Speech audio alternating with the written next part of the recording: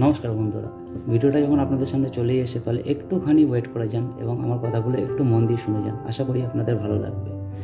নমস্কার, আমি সৌরভ। আমি এসে গেছি আপনাদের কাছে আমাদের এই বাংলার দুর্গাপুজো সম্পর্কে কিছু অজানা তথ্য নিয়ে।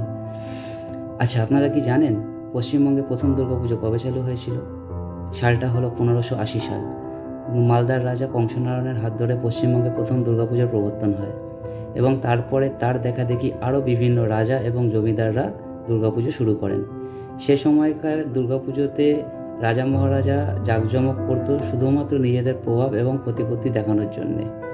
কিন্তু সেই সময় একটা সমস্যা ছিল, যেহেতু সেই সময় জাতপাতের প্রচুর চল ছিল, সেই জন্য সব সাধারণ মানুষ সব পুজোতে অংশগ্রহণ করতে পারতেন না।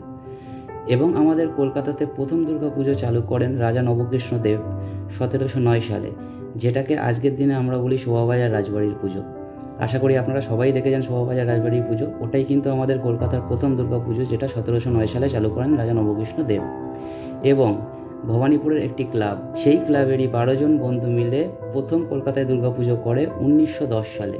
সেই 1910 সালে দুর্গাপুজোটাই আজকে আমাদের সার্বজনীন পুজো। কারণ সেই সময় যে 12 জন মিলে পুজোটা করেছিল, ওই সময়কার দিনে ওই পুজোটাকে বলা হতো 12 ইয়ারি পুজো। মানে 12 জন যেহেতু বন্ধু, তাই বলা হতো 12 ইয়ারি পুজো। এবং সেই 12 ইয়ারি পুজোই আজকের দিনে আমরা বলি 12 পুজো বা সার্বজনীন পুজো। তো বন্ধুরা, এই তথ্যগুলো কেমন লাগলো অবশ্যই কমেন্টে জানাবেন এবং আমার ভিডিওটাকে লাইক করবেন, পেজটিকে ফলো করবেন এরকম আরও অনেক মজাদার তথ্য পাওয়ার জন্য। তো আজকে এই পর্যন্তই, আবার পরের দিন আসবো আরও কিছু মজাদার তথ্য নিয়ে। নমস্কার, শুভরাত্রি।